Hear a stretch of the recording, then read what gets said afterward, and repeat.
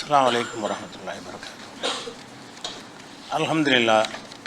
அல்ஹம்துலில்லாஹி நஹ்மதுஹு வ நஸ்தஈனுஹு வ நஸ்தக்ஃபிருஹு வ நஊது பில்லாஹி மின் ஷுரூரி அன்ஃபுஸினா வ மின் ஸய்யிஆத்தி அமாலினா மன் யஹ்திஹில்லாஹு ஃபலா முதில்ல லஹு வ மன் யுضلில்ஹு ஃபலா ஹாதிய லஹு. வ அஷ்ஹது அன் லா இலாஹ இல்லல்லாஹு வஹ்தஹு லா ஷரீக லஹு வ அஷ்ஹது அன்ன முஹம்மதன் அப்துஹு வ ரசூலுஹு அம்மா பஅத். கண்ணியத்திற்குரிய எல்லாம் வல்ல அல்லாஹ் ஜல்ல ஷானஹு தஆலாவின் நல்லடியார்களே, எந்த ஒரு மனிதரும் அல்லாஹுடைய ஆற்றலை பெற முடியாது என்ற அடிப்படையில் பல செய்திகளை நம்ம பார்த்து வருகிறோம். அந்த வகையில் இறைவனுக்கு மிக நெருக்கமான தேர்வு செய்யப்பட்ட நபிமார்கள் அவர்கள் எவ்வளவுதான் தியாகம் செய்தவர்களாக இருந்தாலும், அல்லாஹுடைய அன்புக்குரியவர்களாக இருந்தாலும், இறைவனுடைய அந்தஸ்தை அவங்க அடைய முடியலை. இறைவன் செய்யக்கூடிய காரியத்தை அவங்க செய்ய முடியலை. அவங்க நினைச்ச பல காரியங்களை அல்லாஹ் நிறைவேற்றாமல் இருந்திருக்கிறான் என்ற விவரங்களை எல்லாம் மூசா நபியுடைய வரலாறை வைத்து நம்ம சென்ற வாரத்தில் பார்த்தோம். ஆதம் அலைஹிஸ்ஸலாத்தை பற்றியும் பார்த்தோம். அந்த வகையில் இப்ராஹிம் நபியுடைய வரலாறை அல்லாஹ் திருமறை குர்ஆனில் எடுத்து காட்டுகிறான். நபிமார்களில் இப்ராஹிம் நபி அவர்கள் அளவுக்கு அதிகமாக அல்லாஹ் யாரையும் சிலாகித்து சொன்னது இல்லை. குர்ஆன் எடுத்து பார்த்தீங்கன்னா இப்ராஹிம் நபி அவர்கள் தான் அல்லாஹ்வுடைய உற்ற நண்பர் என்று அல்லாஹ் சொல்கிறான். யாரையுமே நண்பர் என்று அல்லாஹ் சொல்லமா, எல்லோரும் அடிமை தான். ஆனால் இப்ராஹிம் நபியை சொல்லும் பொழுது இத்தஹதல்லாஹு இப்ராஹிம ஹலீலா, இப்ராஹீமை அல்லாஹ் தனது தோழனாக ஆக்கி கொண்டான், கூட்டாளியாக ஆக்கி கொண்டான் என்று எல்லாரையும் அடிமை என்று சொல்லக்கூடிய இறைவன் இப்ராஹிம் நபியை மாத்திரம் என்னுடைய உற்ற தோழர் நண்பர் என்று அல்லாஹ் சொல்கிற அளவுக்கு அவருக்கு உயர்ந்த ஒரு அந்தஸ்தை வைத்திருக்கிறான்.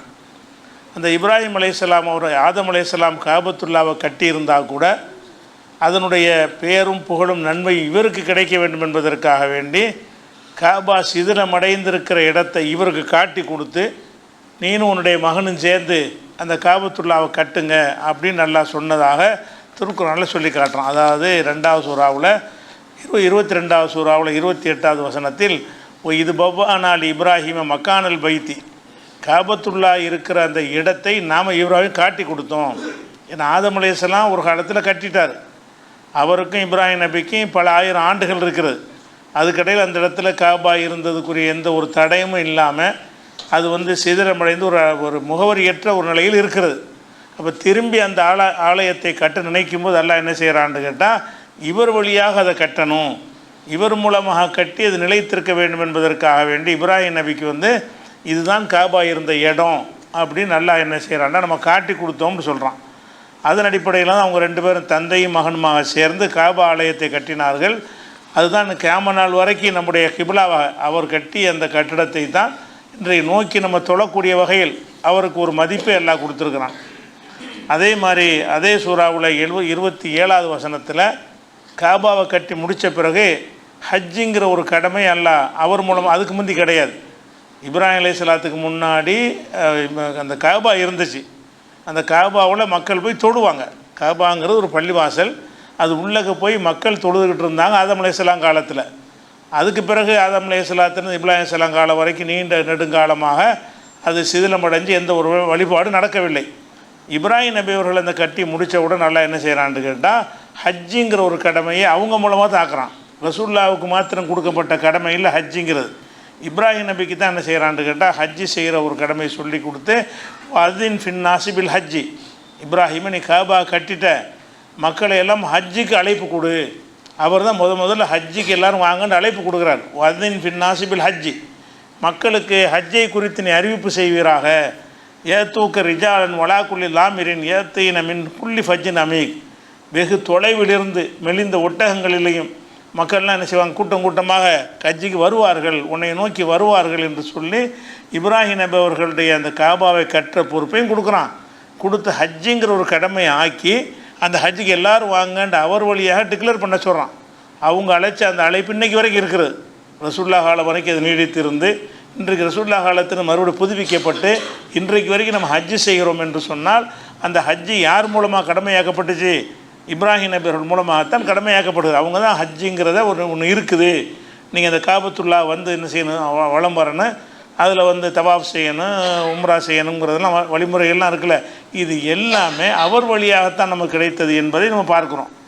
அதே மாதிரி அவருடைய மகனை அறுத்து பலியிட முன் வந்த காரணத்தினால அல்லாஹ் அதிலிருந்து அவரை காப்பாற்றி வேறு ஒரு பிராணியை அறுக்குமாறு அல்லாஹ் செஞ்சு இதை வந்து மனித சமுதாயத்தில் நம்ம ஒரு வழிமுறையாக விட்டு வைத்திருக்கிறோங்கிறான்.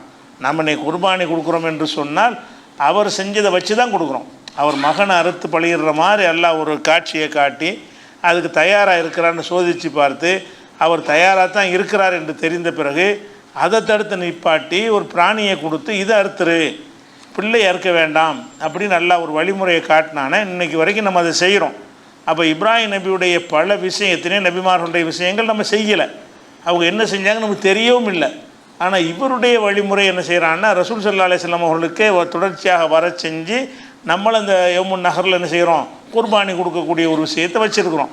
இப்படி அவருக்காக வேண்டி எக்கச்சக்கமான ஒரு நன்மை இந்த குர்பானி விஷயமாக சொல்லும் பொழுது 37வது சூரா 108வது வசனத்தில் நல்லா சொல்லி கேட்டோம், ஃபதைனாஹு பிதுபிஹின் அலீம், மகத்தான ஒரு பிராணியை நம்ம அதுக்கு பகரமாக கொடுத்தோம், பின்வரும் சமுதாயங்களுக்கு அது வழிமுறையாக விட்டு வைத்தோம், அவரோட நிறுத்திக்கல, இனிமேல் வரக்கூடியவங்களும் இதை செய்யணும் அப்படின்னு ஒரு வழிமுறை ஆக்கிட்டோம் என்று அல்லாஹ் சொல்லக்கூடிய ஒரு காட்சியை பார்க்குறோம். அப்படிப்பட்ட சிறப்பு அல்லாஹ் கொடுக்குறான் அவருக்கு.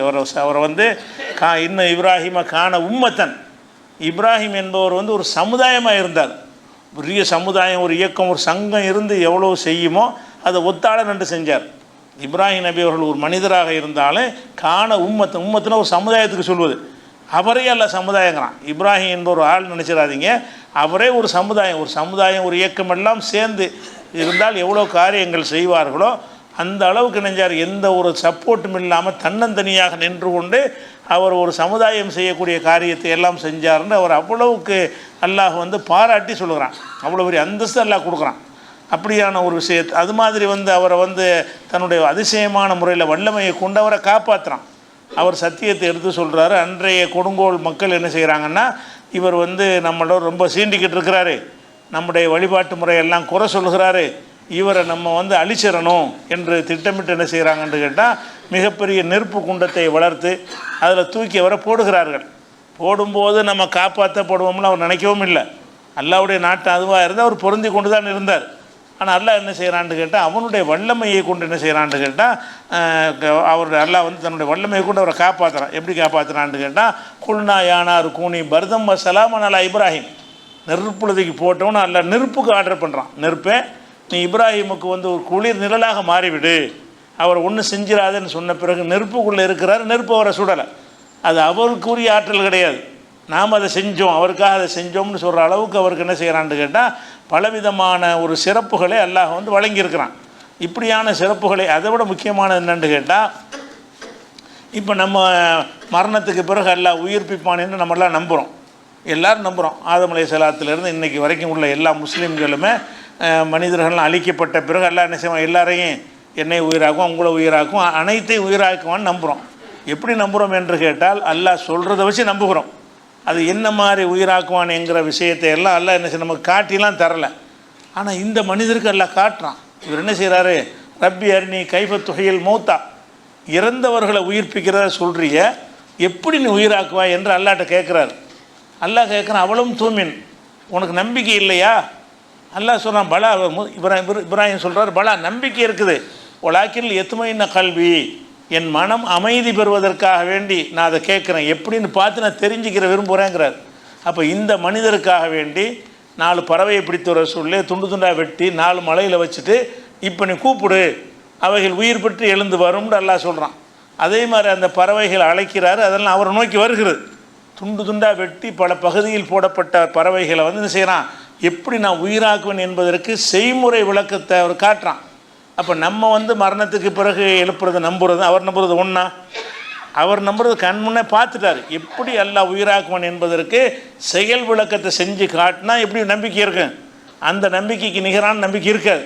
அப்போ இவருடைய நம்பிக்கை வலுவாக இருக்கணுங்கிறதுக்காக வேண்டி யாருக்கும் செஞ்சு காட்டாத ஒரு விஷயத்தை இவருக்கு அல்லாஹ் செஞ்சு காட்டுறான், இறந்தவர்களை எப்படி உயிராக்குறது. அதே மாதிரி அல்லாஹ்வுடைய வானுலக ஆட்சி முறை இருக்குல்ல, வானுலகத்தில் அல்லாஹ்வுடைய செட்டப் எப்படி இருக்குது, அல்லாஹ் எப்படி நிர்வாகம் பண்ணுறான், இந்த விஷயங்களை எல்லாம் மனிதர்களுக்கு அல்லாஹ் காட்டவே இல்லை. ஆனால் இப்ராஹிம் நபிக்கு என்ன செய்கிறான்னு கேட்டால், கதாலிக நுரி இப்ராஹிம மலக்கூத்த சமாவாத், வானங்களுடைய ஆட்சி என்ன எப்படி இருக்கிறது என்பதை இப்ராஹிமுக்கு இப்படி தான் நம்ம காட்டினோம். அதாவது ரசூலுல்லாவுக்கு முன்னாடி ஒரு மேராஜுங்கிற ஒரு விண்ணுலக பயணத்துக்கு அழைத்து சென்று அல்லாஹ்வுடைய நிர்வாகம் எப்படி இருக்குது என்பதை அவருக்கு காட்டுறான். காட்ட வேண்டிய தேவையே இல்லை, ஒரு அடிமை சொல்கிறே கேட்டு போயிட வேண்டியதான். ஆனால் இவர் மேலே பிரியம் வச்சு அல்லாஹ் என்ன செய்கிறான்னு கேட்டால், இவருக்கு வந்து இப்படி இறந்தவரை உயிராக்குறது எப்படின்னு கேட்குறாரு. அவர் மனசை வந்து திருப்தி அவர் அறிஞ்சு கொள்ளட்டும், எந்த சம்சயமும் இல்லாமல் அறிந்து கொள்ளட்டும் என்பதற்கு அதை செஞ்சு காட்டுறான். அல்லாஹ்வுடைய ஆட்சி அதிகாரங்கள் எப்படி இருக்கும், அவனுடைய செட்டப் எப்படி இருக்கிறது என்பதை வந்து நம்ம யார் அறிந்து கொண்டு நேரடியாக பார்த்து அறிந்தது கிடையாது. இவருக்கு அல்லாஹ் என்ன செய்கிறான்னா, நுரி இப்ராஹிம மலக்கூத்த சமாவாத், வானங்களுடைய ஆட்சி முறை எப்படி என்பதை இவருக்கு இப்படி தான் நம்ம காட்டி கொடுத்தோம், அறிவித்தோம் என்று அல்லாஹ் சொல்லுகிறான். அப்படியான ஒரு விண்வெளி பயணத்திற்கு அழைத்து ரசூலுல்லாவுக்கு முன்னாடியே இவர் விண்வெளி பயணம் அழைத்து செல்லப்பட்டு அல்லாஹ்வுடைய மலக்கு என்ன செய்வாங்க, யார் யார் என்னென்ன செய்வாங்க, எப்படி எல்லாம் ஆர்டர் பண்ணுவான், எப்படி அந்த ஆர்டர் வந்து இந்த விஷயங்களை எல்லாம் அவருக்கு வந்து நேரடியாக அவர் பார்த்து அறியட்டும். இப்படி என்ன ஒரு பெரிய ஒரு தரஜாவை எல்லாம் என்ன செய்கிறான், கொடுக்குறான் இப்ராஹிம் நபி அவர்களுக்கு. அதனால தான் என்ன செய்கிறாங்க, ரசூல் ஸல்லல்லாஹு அலைஹி வஸல்லம் கூட அல்லாஹ்ட்ட அருளை கேட்க சொல்லி நமக்கு செலவாத்து சொல்லி தந்தாங்கல்ல. நம்ம எல்லோரும் ரசூலுல்லாவுக்கு செலவாத்து சொல்கிறோம், அவங்க பேரை கேட்டவுடனே ஒரு செலவாத்து சொல்கிறோம். செலவாத்து என்றால் ரசூலுல்லாவுக்காக நம்ம துவா செய்கிறோம். செலவாத்துனா வேறு ஒன்றும் கிடையாது, ரசூலுல்லாவுக்கு நம்ம அல்லாஹ்ட்ட செய்கிற துவா. இதை ரசூலுல்லாஹ் நம்ம கற்றுத்தந்தாங்க. அந்த துவாவில் என்ன சொல்லி கற்றுத்தந்தாங்க, அல்லாஹும்ம ஸல்லி அலா முஹம்மதின் வஅலா ஆலி முஹம்மதின் கமா ஸல்லைத அலா இப்ராஹிம், இறைவா இப்ராஹிமுக்கு நீ அருள் புரிஞ்சிருக்கிறிய அந்த மாதிரி எங்கள் நபிக்கு அருள் புரிவாயான்னு கேட்க சொல்கிறாங்க. நம்ம செலவாத்து ஓதுறதுக்கு அர்த்தம் என்ன தெரியுமா, இப்ராஹிம் நபிக்கு நீ செஞ்சிருக்கிற அருள் ரொம்ப எல்லையற்ற அருள், அந்த மாதிரி எங்கள் முகமது நபிக்கு நீ செய்வாயாக. அப்படின்னா ரசூலுல்லாஹ் விட கூட அருள் அவருக்கு விளங்குதா, நபிகள் நாயகம் ஸல்லல்லாஹு விட அவருக்கு அதிகமான அருள் வழங்க போய் தான் நம்ம எப்படி துவா செய்கிறோம். அத்தஹியாத்தில் உட்காந்து ஒவ்வொருத்தரும் தெரிஞ்சு வச்சுக்கிற துவா இது, பெரிய ஆதாரங்களை கொண்டு அறிய வேண்டிய விஷயம் இல்லை. அல்லாஹும்ம ஸல்லி அலா முஹம்மதின், இறைவா முகமதுக்கு அருள் புரிவாயாக, கமா ஸல்லைத அலா இப்ராஹிம், இப்ராஹிம் நபிக்கு அருள் புரிந்தது போல எங்கள் முகமது நபிக்கு அருள் அவருக்கு எவ்வளவு அருள் பண்ணியிருக்கிறாய், அந்த மாதிரி எங்கள் முகமது நபிக்கு அருள் புரிவாயாகன்னு கேட்குற மாதிரி இருந்தால் அவருக்கு எவ்வளோ பண்ணியிருக்கிறான் அல்லாஹ். நமக்கு சொல்லித்தரப்படாத எவ்வளோ அருள்லாம் ரசூலுல்லாஹ் சொல்லித்தரல, ஆனாலும் இது எக்கச்சக்கமான அருளை அவருக்கு அல்லாஹ் சொரிந்திருக்கிறான். அந்த அருளை பார்த்து ரசூலுல்லாஹ் என்ன செய்கிறாங்கன்னா, அவங்க ஆசைப்படுறாங்க அருள் செய்கிறதா இருந்தால் அவருக்கு செஞ்ச மாதிரி நமக்கு செய்யணும். இப்ராஹிம் நபிக்கு எப்படியெல்லாம் அல்லாஹ் அருள் செஞ்சுருக்கிறானோ அந்த மாதிரி எனக்கு அல்லாஹ் அருள் செய்யணும்.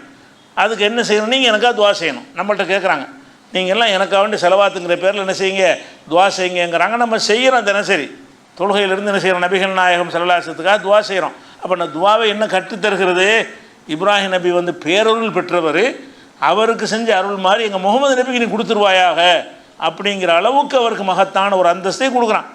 அதனால தான் குரானில் பல இடங்கள் அல்லாஹ் என்ன செய்கிறான்னு கேட்டால், இத்தபி மில்லத்த இப்ராஹிம் ஹனீஃபா, முகமதே நீ இப்ராஹிம் வழியில் தான் நடக்கணும், இப்ராஹிம் உனக்கு முந்தி ஒருத்தர் அனுப்பியிருக்கிறேன், அவருடைய பாதையில் தான் நீ நடக்க வேண்டும் என்று நபி ஸல்லல்லாஹு அலைஹி வஸல்லம் அவர்களுக்கு என்ன செய்கிறான், அல்லாஹ் கட்டளை எடுக்கிறான். அவ்வளோ பெரிய தரஜா, அவ்வளோ பெரிய அந்தஸ்தை இப்ராஹிம் நபிகளுக்கு அல்லாஹ் கொடுத்தான். அப்படி கொடுத்துட்டு கூட அவர் விரும்பினதெல்லாம் செஞ்சு கொடுத்தானா, சிலதை கொடுத்தான். அவருக்கு வந்து பிறருக்கு உதவி செய்யக்கூடிய அல்லாஹ் செய்யக்கூடிய உதவிகள் இருக்குல்ல, அந்த மாதிரியான உதவிகளை செய்யக்கூடிய ஒரு பவரையோ ஒரு ஆற்றலையோ ஒரு அதிகாரத்தை கொடுத்தானா, நீ அறிந்து கொள்வதற்கு நான் எப்படி செயல்படுறேன்னு அறிஞ்சிட்டு போ அப்படிங்கிற விஷயத்தையெல்லாம் அல்லாஹ் காட்டி கொடுத்தானே தவிர, அருளை அவருக்கு அதிகமாக சொரிந்தானே தவிர, அவர் அருளை பெற்ற காரணத்தினால் அவர் நினச்சதை செஞ்சிருவாரா, நினச்ச ஆளுக்கெல்லாம் நினச்ச செல்வத்தை வழங்கிடுவாரா, நோயை நீக்கிடுவாரா, அந்த மாதிரியான பவர் அந்த மாதிரி ஏதாவது கொடுத்துருக்குறானான்னு கேட்டால் அது இல்லைங்கிற வரலாறு முழுக்க நமக்கு தெரிகிறது. இவ்வளோ பெரிய அந்தஸ்தில் வச்சுட்டு அவருக்கு வந்து 2 மனைவியர், 2 பேருக்குமே பிள்ளை இல்லாமல் ஆக்கிவிட்டான். 2 பேரும் இங்கே என்ன செய்யல, எல்லாம் வந்து குழந்தையை கொடுக்கல. எப்போ கொடுக்குறான், தள்ளாத வயசில் கொடுக்குறான். இப்ராஹிம் நபியுடைய 25 வயசில் பிள்ளையை கொடுக்கல, 50 வயசில் கொடுக்கல. அவர் தளர்ந்து போயிடுவாருங்கிற அந்த காலத்தில் வயசு வித்தியாசங்கள் இருக்கும். நம்ம காலத்தில் தளர்ந்து போகிறது வயசாக இருக்கலாம், அந்த காலத்தில் கொஞ்சம் முன்ன இருக்கும், அது நமக்கு தேவையில்லை. அவருடைய முதுமையில் தான் எல்லாம் என்ன செய்கிறான்னு கேட்டால் அவருக்கு பிள்ளையே கொடுக்குறான். அதை பற்றி எப்படி எல்லாம் சொல்லி காட்டுறான்னு கேட்டால், அவருக்கு பிள்ளை கொடுத்த விஷயத்தை பற்றி பல இடங்கள் அல்லாஹ் வந்து திருமறை குர்ஆனில் சொல்லி காட்டுறான். எப்படி சொல்லி காட்டுறான்னு கேட்டால், அதாவது ஒரு 2 மலக்குமார்கள் எல்லாம் அனுப்பி வைக்கிறான்.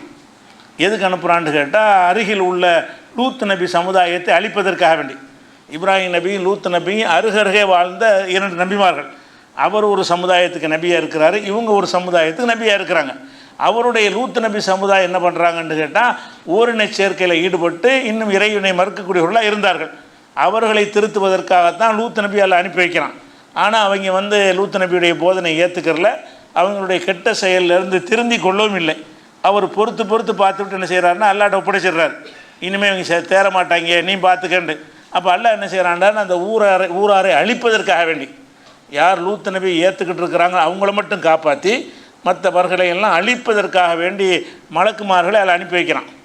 அனுப்பின மலக்குமார்கள் என்ன செய்கிறாங்கன்னு கேட்டால் முதல்ல இப்ராஹிம் நபி பார்க்க வர்றாங்க. அவர்கிட்ட லூத் நபி சமுதாயத்தை அழிக்கிறதுக்கு பக்கத்துலாம் இருக்குது. இப்ராஹிம் நபியை பார்த்தோன்னே ஏதோ புதிய ஆளுக்கு வந்திருக்காங்கன்னு விருந்துகிறன்னு தான் சமைக்கிறார். அவங்க சாப்பிட மாட்டேங்கிறாங்க. அப்புறம் என்ன நீங்கள் எல்லாம் யார், ஏன்னா மலக்கள் சாப்பிட மாட்டாங்கல்ல. அப்போ தான் என்ன செய்கிறாங்கன்னு யாருன்னு கேட்கும் பொழுது, இல்லை நாங்கள் வானவர்களாக வந்திருக்கிறோம், லூத் நபியுடைய சமுதாயத்தை அழிக்கிறதுக்கு வந்திருக்கிறோம், அதோடு உங்களுக்கு ஒரு செய்தி சொல்லிட்டு போகிறதுக்கு வந்திருக்கிறோம். அழிக்க வந்தது அந்த லூத் நபி சமுதாயத்தை, அதோடு என்ன செய்யுங்கன்னா இப்ராஹிம் நபிக்கு ஒரு நற்செய்தி சொல்லிட்டு போங்க அப்படின்னு எல்லாம் அனுப்பி வைக்கிறான். அந்த நற்செய்தியை பற்றி என்ன செய்கிறாங்கன்னு கேட்டால் அவங்க சொல்கிறாங்க, உங்களுக்கு அல்லாஹ் குழந்தையை தருவதாக உங்களுக்கு வாக்களித்திருக்கிறான் அப்படின்னு சொல்லி உங்களுக்கு ஒரு ஆண் குழந்தை பிறக்க போகுது, இஸ்ஹாக்குங்கிற குழந்தை உங்களுக்கு பிறக்க போகுதுங்கிற ஒரு நற்செய்தி அல்லாஹ் சொல்கிறான். சொன்ன உடனே அதை சொல்லும்போது அவருடைய மனைவி இருக்கிறாங்க, அவங்களுக்கும் கேட்குற மாதிரி அந்த மலக்குகள் வந்திருக்கிறாங்க. மனித வடிவத்தில் வந்ததுனால இப்ராஹிம் நபி அவங்கள பார்க்குறாங்க, அவங்க மனைவியும் பார்க்குறாங்க. அந்த இப்ராஹிம் நபிட்ட அந்த மலக்குமார்கள் என்ன சொல்கிறாங்கன்னா, உங்களுக்கு புள்ள பிறப்போகுது, புள்ள பிறப்புன்னா அந்த மனைவி மூலமாக தானே பெறும், அந்த மனைவி பக்கத்தில் இருக்கிறாங்க. அப்போ சொன்னோன்னே என்ன செய்கிறாங்கன்னா, யா வயலத்தா அழிதுவானா அஜூசும், நான் ஒரு சரியான கிழவியாக இருக்கிறேன், நான் புள்ள பெறுவானா. புள்ள பெறுற செய்தி அல்லாஹ் மூலமாக சொல்லப்படும் பொழுது அந்த அம்மாவுக்கு நம்பிக்கை வரல. என் வயசு என்ன, இந்த வயசில் யார் பிள்ளை பெறுவா, அலிது நான் குழந்தை பெறுவேனா, ஆனால் அஜூசுன் நான் ஒரு கிழவியாக இருக்கிறேன், ஓ ஹாதா பாலி ஷெய்ஹா என்னுடைய கணவரும் சரியான கிழவனாக இருக்கிறார். அப்போ கிழவனாக இருக்கிற வரைக்கும் பிள்ளை இல்லைன்னு வழங்குது. பிள்ளையுடைய நற்செய்தி எப்போ சொல்லப்படுதுன்னு கேட்டால் அந்த அம்மாவும் சரியான கிழவி, இப்ராஹிம் நபியும் சரியான கிழவர், நாங்கள் 2 பேரும் கிழவன் கிழவியாக இருக்கும் பொழுது எங்களுக்கு பிள்ளை எப்படி வரும், இன்னஹாதால ஷெய்வுன் அஜீப், இது பெரிய ஆச்சரியமான செய்தியை சொல்கிறீங்க, எங்களுக்கு பிள்ளை பெறும்னு சொல்கிறீங்க அப்படின்னு சொல்லி அந்த அம்மா மாணவர்கள்ட்டையும் கேள்வி கேட்குறாங்க, எங்களுக்கு எப்படி பிள்ளை பெறும்னு. அப்போ மாணவர்கள் சொல்லுவாங்க, தாஜபின் மின் அமரில்லா, அல்லாவுடைய கட்டளையில் நீ சந்தேகப்படுறியா, ஆச்சரியப்படுறியா, அல்லாவுக்கு ஆகுண்டா ஆகிட்டு போகுது, அல்லாஹ் நற்செய்தி சொல்கிறான்னா நீ நம்பணுமா, என்ன செய்கிற அதில் நீ ஆச்சரியப்படுகிறாயா. ரஹமத்துல்லாஹி பரக்காத்தும் அழைக்கும், அல்லாவுடைய ரஹமத்தும் பரக்கத்தும் உங்கள் மீது இருக்கிறது. அஹ்லல் பைத்தி, இந்த இப்ராஹிம் நபியுடைய குடும்பத்தார்களே உங்களுக்கு அல்லாவுடைய ரஹமத்தும் பரக்கத்தும் இருக்கிறது. இன்னஹு ஹமீதுல் மஜீத், இதை வச்சு தான் அஸ்ஸலாமு அலைக்க ரஹமத்துல்லாஹி பரக்காத்தில் நம்ம சொல்கிறோம் அத்தையாத்தில் இவருக்கு செஞ்சதை வச்சு. அப்போ அந்த மாதிரியான ஒரு விஷயத்தை அந்த மனைவி கேட்பாங்க. இது 11ஆவது சூறாவில் 69ஆவது வசனத்தில் இருக்கிறது. அதே மாதிரி யாரை நற்செய்தி கொடுத்தோம்னா, பஷர் நாகா இஸ்ஹாக்க, அவங்களுக்கு ஒரு இஸ்ஹாக்குங்கிற ஒரு பிள்ளை பிறப்போகிறது. ஒமி வரா இஸ்ஹாக்க யாக்கூப், இஸ்ஹாக்குக்கு ஒரு பிள்ளை பெறும், இஸ்ஹாக் பெரிய ஆள் ஆவார், அவர் கல்யாணம் பண்ணுவார், நீண்ட காலம் வாழ்வார், அவருக்கு ஒரு மகன் யாக்கூப் பிறப்பாருங்கிற 2 செய்தி. இவருக்கு புள்ள பிறப்பு செய்தின்னு சொல்லப்படுது, பேரம் பிறகுதுன்னு சொல்லப்படுது. இப்ராஹிம் நபிக்கு என்ன சொல்லப்படுதுன்னா, அவர் தள்ளாத வயசில் உனக்கு ஒரு மகனும் பிறப்பாங்க, அந்த மகன் நல்லா வாழ்ந்து பெரிய ஆளாக போய் கல்யாணம் பண்ணி அவருக்கு ஒரு பிள்ளை பிறக்கும், அந்த பிள்ளைக்கு பேர் யாக்கூப் என்று சொல்லி கொடுத்ததாக அதை சொல்லி காட்டுறோம். இதே சம்பவத்தை 15ஆவது சூறாவுலையும் 51 வசனத்தில் எல்லாம் சொல்லி காட்டுறான். அப்போ மலக்குகளை பார்த்துன்னு பயப்படுறாரா, அவங்க சொல்கிறாங்க, இன்னானு பஷீருக்கு இப்போ குலாமின் அலி, அறிவான ஒரு குழந்தையை பற்றி உனக்கு நற்செய்தி சொல்ல வந்திருக்கிறோம். அப்போ அவர் கேட்குறாரு, பஷர் துமுனி, அவரும் கேட்குறார். இந்த மனைவி கேட்டது மாத்திரம் இல்லாமல் அவரும் ஆச்சரியப்பட்டு அல்லாட்ட கேட்குறார், வானவர்கிட்ட கேட்குறார், பஷர் துமுனி அலான் மசனிகள் கிபரு, எனக்கு ஒரு முதுமை வந்த நிலையில் எனக்கு நற்செய்தி சொல்கிறீங்களா, எனக்கு பிள்ளை பெறும் நீங்கள் சொல்கிறீங்க, நானும் கிழவனாக இருக்கிறேன், எனக்கு எப்படி நற்செய்தி பஷீரோன், எப்படி இந்த நற்செய்தி நீங்கள் சொல்ல போச்சு அப்படின்னு ஒரு கேட்குறாரு. அப்போ மலக்குமார்கள்லாம் சொல்கிறாங்க, பஷர் நாகபில் ஹக்கு, உண்மையைத்தான் சொல்கிறோம், விளையாட்டு பண்ணலை, நெசமாக தான் சொல்கிறோம், நெசமாக தான் உனக்கு பிள்ளை பிறக்க போகுதுன்னு சொல்லி அவங்க சொல்கிறாங்க. ஃபலாத்தக்கும் என்னல் காணித்தீன், நம்பிக்கை இழந்தவரை ஆகிறாது, அல்லாவுடைய ஆற்றல் நம்பிக்கை இழந்துடாத, அல்லாஹ் பிள்ளையை தருவான்னா தருவான், வயசான காலத்துலையும் தருவான், நீ உனக்கு என்ன அவநம்பிக்கைன்னு கேட்குறாங்க. அப்போ அவர் சொல்லுவார், உமைய குனுத் ரஹமத் ரப்பிஹி இல்லல்லாலும், அல்லாஹ்வுடைய அருளில் வந்து வழிகட்டவர் தான் நம்பிக்கை இழப்பாங்க. நம்பிக்கையில் நான் இழக்கலை, எப்படின்னு ஒரு ஆச்சரியமாக கேட்குறேன், எப்படி எங்களுக்கு குழந்தை பிறக்கும்னு ஆச்சரியமாக கேட்குறேங்கிறார். அப்போ இந்த சம்பவத்தில் நம்ம என்ன விளங்குதுன்னு கேட்டால், அவருடைய முதுமை வயசில் தான் இந்த பிள்ளையை கொடுக்கப்படுது. அவர் குழந்தை பிறக்கும்போது அந்த அம்மாவும் கிளவி. அப்போ ஒரு மனிதனுக்கு பாருங்கள், குழந்தைங்கிறது அந்த உரிய வயசில் வந்தால் தானே அப்போ தானே விரும்புவாங்க. இப்ராஹிம் நபி உற்ற நண்பராக இருந்தாலும் அந்த மனிதருங்கிற முறையில் அவருக்கு என்ன ஆசை இருக்கும்? உங்களுக்கு என்ன ஆசை? கல்யாணம் பண்ணி ஒரு 5 வருஷத்தில் பிள்ளை இல்லாட்டி எத்தனை வைத்தியம் பார்க்குறீங்க?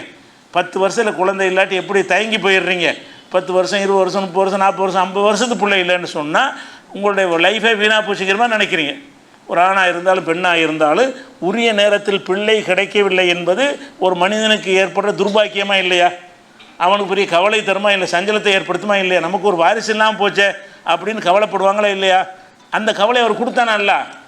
இப்ராஹிம் நபி உற்ற நண்பராக இருந்தாலும் உனக்கு ஒரு பிள்ளை நீனா உண்டாக்கிற முடியாது, அது நான் தருவேன், உனக்கு மலக்கூட்டு சமாவாத்தையெல்லாம் காட்டுவேன், எப்படி உயிராக்குறதெல்லாம் காட்டுவேன், அது வேறு விஷயம். ஒரு ஆளுக்கு என்ன தரணும் எப்போ தரணும் நான் தான் டிசைட் பண்ணுவேன். நீங்கள் என்னுடைய உற்ற தோழராக இருக்கிறதுனால நீங்களே உண்டாக்கிறங்க பிள்ளை என்ன சொல்லவும் மாட்டேன், நீங்கள் விரும்பின நேரத்தில் தரவும் மாட்டேன். நான் எப்போ விரும்பணும் அப்போ தான் தருவேங்கிறதுனால தானே அவருக்கு வந்து என்ன செய்யலை, அவருக்கு அந்த தள்ளாத வயசில் இந்த பிள்ளையை கொடுக்குறான். அது மாத்திரம் இல்லாமல் இந்த இஸ்ஹாக் நபி தான் தள்ளாத வயசுலன்னா இஸ்மாயில் நபியை முன்னாடியே கொடுத்துட்டாங்கன்னுட்டா அவரும் தள்ளாத வயசுலாம் கொடுத்தான். இது இஸ்ஹாக் நபியை பற்றி வரக்கூடிய ஒரு விஷயம். இஸ்மாயில் நபியை பற்றி என்ன செய்கிறாங்கன்னு கேட்டால் 14வது சூரா 39வது வசனத்தில் அல்ஹம்துலில்லாஹி அல்லதி வஹபலி அலல் கிபரி, என்னுடைய முதுமை வயசில் எனக்கு அல்லாஹ் தந்திருக்கிறான் இஸ்மாயில் இஸ்ஹாக், இஸ்மாயிலையும் முதுமையில் தான் அல்லாஹ் தந்திருக்கிறான், இஸ்ஹாக்கையும் தந்திருக்கிறான். இன்ன ரப்பில சமீ உத்துவா, என் இறைவன் பிரார்த்தனை துவா செஞ்சுட்டே இருந்திருக்கிறார். அவர் இப்போ புள்ள கொடுக்குறான், தள்ளாத வயசில் கொடுக்குறான். அதை சொல்லும்போது என்ன சொல்கிறாருன்னு கேட்டால் என் இறைவன் பிரார்த்தனை ஏற்றுக்குருவான் அப்படின்னா என்ன அர்த்தம்? 25 வயசில் பிரார்த்தனை ஆரம்பித்து 85 வயசுன்னு பண்ணிட்டு இருந்திருக்காரு, அதான் அர்த்தம். தள்ளாத வயசில் பிள்ளையை குடும்பம் என்ன சொல்கிறாருன்னு கேட்டால் என் இறைவன் கைவிட மாட்டான், என் இறைவன் பிரார்த்தனை ஏற்றுக்கொள்ளக்கூடியவன்கிறார். அப்போ இறைவன்ட்டு பிரார்த்தனைலாம் செஞ்சுக்கிட்டு வர்றார், ஆசைப்படுறார் எப்படியாவது பிள்ளை பிறக்கணும்னு சொல்லி. ஆனால் அல்லாஹ் வந்து இஸ்மாயில் நபியை கொடுத்ததும் கிபர்னா முதுமை, அல்ஹம்துலில்லாஹி அல்லதி வஹபலி அலல் கிபரி இஸ்மாயில், எனது முதுமையில் தான் அல்லாஹ் வந்து இஸ்மாயில் எனக்கு தந்திருக்கிறான், அதே மாதிரி இஸ்ஹாக்கையும் முதுமையில் தான் தந்திருக்கிறான், என் இறைவன் வந்து பிரார்த்தனை ஏற்கக்கூடியவனாக இருக்கிறான்னு அவர் சொல்கிறார். அப்போ இதில் என்ன வழங்குது என்று கேட்டால், இப்ராஹிம் நபி அவர்களுக்கு இந்த குழந்தை கொடுக்குற ஒரு விஷயம் வந்து அவர் பெரிய, நம்ம என்ன செய்கிறோம், பெரியார் மகான்கள்கிட்ட பிள்ளை இல்லைன்னா அவளியாக பிள்ளை தாங்கங்கிறோம். இவங்க எந்த மாதிரி ஆகிட்டாங்கன்னா மனிதர்களுக்கு இறைவனுடைய சக்தி இருப்பா நினைத்து கொண்டு செத்துப்போன ஆட்கள்கிட்ட என்ன செய்கிறாங்க, இஸ்லாம் என்று சொல்லிக் கொள்கிறார்கள், முஸ்லீம் என்று சொல்லிக் கொள்கிறார்கள், அந்த ஒளியாவை பிள்ளையை கொடுங்க, இந்த ஒளியாவை பிள்ளையை தாங்கன்னு என்ன செய்கிறாங்க, குழந்தை வரத்தை யார்கிட்ட கேட்குறாங்க, செத்துப்போன ஆள்கள்கிட்ட கேட்குறாங்க. எதனால் கேட்குறாங்க, அந்த மாதிரியான ஒரு பவரை அல்லாஹ் கொடுத்துருக்கிறதா நினைக்கிறாங்க. அல்லாஹ் என்ன செஞ்சுருக்கான், அவுளியாக்களுக்கெல்லாம் பிள்ளையை கொடுக்குற அதிகாரத்தை கொடுத்துட்டான். இவங்க யார்கிட்ட போய் கேட்குறாங்களோ அதில் பல ஆட்களுக்கு பிள்ளையே இல்லை. நாகூர் ஆண்டவரே பிள்ளையை தாங்குறாங்க, அவருக்கு பிள்ளை கிடையாது. அதை கூட விளங்காமல் என்ன செய்கிறாங்கன்ட்டு அங்கே போய் கேட்குறாங்க. அப்போ நம்ம என்ன யோசிப்பாங்கன்னா, இப்ராஹிம் நபிக்கு எல்லாம் கொடுக்கலையே, அவர் கெஞ்சி பார்த்துட்டு இனிமேல் என்ன அவர் இனிமேல் இப்படி பிறக்கும் நம்பிக்கையில் அப்போ கொடுக்கணும்ல, இந்த வந்துடும் அந்த வந்துடும் நினைக்கிற காலத்தில் கொடுக்கல. நற்செய்தி சொல்லும்போது அவர் புருஷனும் சந்தேகப்படுறாங்க, மனைவி சந்தேகப்படுறாங்க, எப்படி இதை நடக்கும், நாங்கள் கிழவனாக இருக்கிறோம், எங்களுக்கு எப்படி நற்செய்தி சொல்கிறீங்க கேட்கும் அளவுக்கு இனிமேல் குழந்தை பிறக்காதுன்ற ஒரு முடிவுக்கு வந்திருப்பாங்க அநேகமாக. அந்த நேரத்தில் என்ன செய்கிறாங்கன்னு அல்லாட்ட கேட்டுட்டு இருப்போம், நமக்கெல்லாம் என்ன முடிஞ்சு வச்சு நமக்கு இல்லாமல் ஆக்கிறோம் போல இருக்கல்ல, குழந்தை இல்லாமல் நம்மளுடைய லைஃப் முடிஞ்சு அப்படின்னு அவங்க நினைக்கிற ஒரு கட்டத்தில் வந்து அல்லாஹ் வந்து பிள்ளையை கொடுத்தான்னு வருது. இதில் நம்ம விளங்க வேண்டிய விஷயம் என்ன, இவ்வளோ சிறப்புகளெல்லாம் சொல்லக்கூடிய இறைவன் வந்து இதை எதுக்கு சொல்கிறான்? இப்ராஹிம் நபிக்கு தள்ளாத வயசில் பிள்ளையை கொடுத்து சொல்ல வேண்டிய அவசியம் என்ன? இந்த செய்தியை சொல்லாமல் கூட இருக்கலாம்ல. அது எதுக்கு அல்லாஹ் சொல்கிறான்னு கேட்டால், இந்த மாதிரி மனிதர்களை வச்சு வழிகட்டுருவாங்க, பெரியார் மகான் என்று சொல்லி வழிகட்டு போய் அவங்கள இறைவனாக்கி அவங்கள்ட்ட பிரார்த்தனை செஞ்சு அவங்கள்ட்ட கோரிக்கை வச்சு மக்கள் வந்து தடம் புரண்டு சிறுக்கு வைக்க ஆரம்பித்து விடுவார்களை தடுக்கணுமாக இருந்தால் பெரிய இடத்துல நிப்பாட்டின ஒரு ஆளை இப்ராஹிம் நபி என்ன செய்யணும், அவரை நான் எப்படி பண்ணேன்னு பாரு. அவருக்கு அவர் நினச்ச நேரத்தில் பிள்ளைய உண்டாக்க முடிஞ்சா அவரை கொடுத்தேன்னா அது அவராக உண்டாக்கிட்டாரா? நான் கொடுக்க நினைக்கும் போது கொடுப்பேன். எப்போ கொடுப்பேன், எனக்குலாம் எப்படி பிள்ளை பெறும்னு ஒரு சந்தேகப்படுவார் அந்த வயசில் கொடுப்பேன்.